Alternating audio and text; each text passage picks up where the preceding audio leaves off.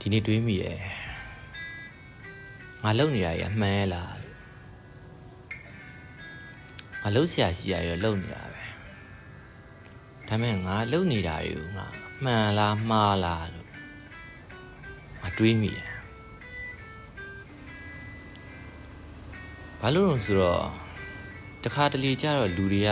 စိတ်ခံစားချက်တွေကိုရှည်တန်းတင်ကြတယ်ငါရောပဲပေါ့တော့ငါစိတ်ခံစားချက်တွေကိုရှည်တန်းတင်တဲ့အခါမှာငါတို့ကမှန်လားမှားလားဆိုတာငါတို့တန်နေရဝင်လာတယ်ဝေခွဲလို့မရဖြစ်လာတယ်အဲ့တော့တခုစဉ်းစားမိသွားတာကြတော့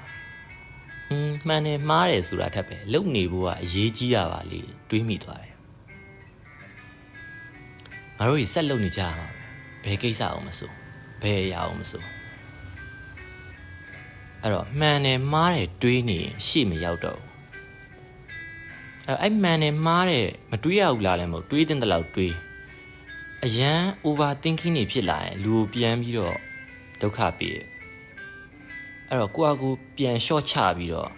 ဒုစရာရှိတာပဲဆက်လုပ်သွားမယ်မှန်တယ်မှားတယ်ဆိုတာနောက်တစ်ချိန်အနာဂတ်မှာအဖြေထွက်သွားလိမ့်မယ်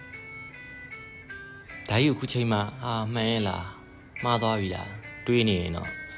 ရှေ့မရောက်တော့ဘူးလို့ခံစားရတယ်အဲ့တော့အားလုံးရှေ့ဆက်သွားကြပါကိုယ်တိုင်လည်းရှေ့ဆက်သွားဖို့အမြဲတမ်းကြိုးစားပါမယ်ဘာရမဟုတ်ပါဘူး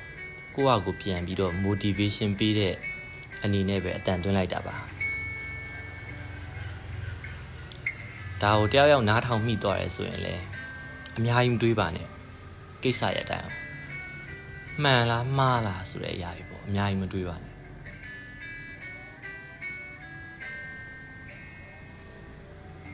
ဒီလိုပဲတစ်နေ့ကြာအရာတွေကပြီးဆုံးသွားပါလိမ့်မယ်